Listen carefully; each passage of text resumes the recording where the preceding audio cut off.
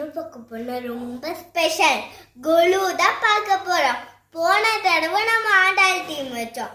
இந்த தடவை சிவபக்தி தாங்க டீம்.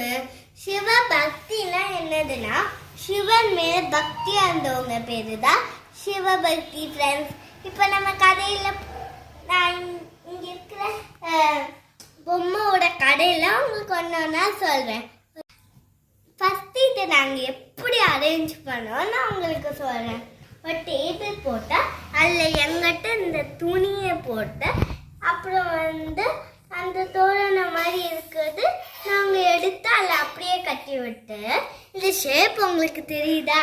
இதுதான் சிவலிங்கம் இருக்கும்ல அதே மாதிரி பண்ணியிருக்கோம். அதில் சிவன் தொழிற்செல்லாம் வச்சுருக்கோம் ஃப்ரெண்ட்ஸ்.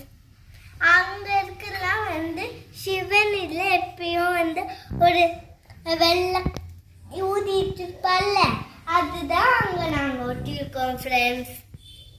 ஓகேயா? இப்போ நான் இங்க இருக்கிற கதையெல்லாம் உங்களுக்கு சொல்றேன் ஃப்ரெண்ட்ஸ். நம்ம ஃபர்ஸ்ட் என்ன ஸ்டோரி பார்க்க போனா அந்த சிவலிங்கத்து மேல காலை தூக்கி வச்சிருக்காங்கள அந்த ஸ்டோரி தான் நான் இப்போ உங்களுக்கு சொல்ல போகிறேன். என்னன்னா ஒரு நாள் ஒரு கோயிலில் ஒரு பூசாரி டெய்லி பூஜை பண்ணி நல்லா க்ளீன் பண்ணப்ப அவன் ஒரு நாள் வராதனால அந்த கோயில் கொஞ்சம் குப்பையாக இருந்துச்சு. அந்த வழியில் ஒரு வேட்டைக்காரன் போயிட்டு இருந்தான். சிவலிங்கம் குப்பையாக இருக்கேன்னு பார்த்த அந்த வேட்டைக்காரனும் அந்த ஆளுக்களை தட்டி விட்டு பூலாம் வச்சு நம்ம இப்போ சாமின்னா ஏதாவது பிரசாதம் கொடுப்போம், நைவேத்தியம் பண்ணுவோம்ல அது மாதிரி அந்த வீட்டுக்காரனா அவன்கிட்ட என்ன இருக்கும்? மாமிசம் தான் இருக்கும். அதை அப்படியே நைவேத்தியமாக வச்சுட்டு போயிட்டான்.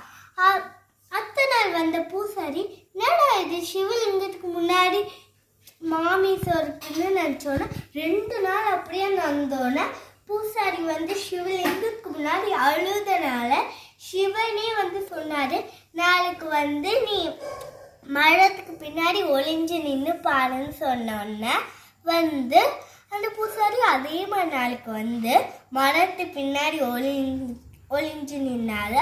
அப்போ வேட்டைக்காரனும் எப்பயும் க்ளீன் பண்ண மாதிரி க்ளீன் பண்ணி பூலாம் வச்சு நைவேத்தியம் வச்சான். அப்போ சிவன் கண்ணுலேருந்து ரத்தம் வர ஆரம்பிச்சிச்சான். அதை பார்த்து வேட்டைக்காரன் என்னடா இது சிவன் கண்ணுலேருந்து ரத்தம் வருதுன்னு சொல்லி காட்டில் மூலிகையெல்லாம் ரெடி பண்ணி கண்ணில் வச்சா கூட ரத்தம் வந்தனால ஐயோ நம்ம கண்ணை எடுத்து சிவனுக்கு வச்சிடலான்னு யோசிச்சு அவர்கிட்ட கம்ப வச்சு அவரோட கண்ணை எடுத்து வச்சுட்டாரு. பார்த்தா உன்னோட கண்ணிலே ரத்தம் வந்தனால அந்த வேட்டைக்காரன் இப்போ நம்ம கண்ணை குத்துட்டோம்னா இப்போ நம்ம எங்கே வைக்கணும் நம்மளுக்கு அடையாளம் தெரியல. ஆல்ரெடி ஒரு கண்ணு போச்சு, இப்போ அந்த கண்ணையும் குத்தா நம்மளுக்கு அடையாளம் தெரியல. அதனால சிவலிங்கத்து மேலே அது மாதிரியே காலை வச்சு அவர் கண்ணை தோண்டி வச்சுட்டாரு. அப்போ சிவனே அருள் புரிஞ்சு அவர் கண்ணை அவருக்கே குத்துட்டாரா. அதனால தான் பேரு கண்ணப்ப நாயனார். தேங்க்யூ.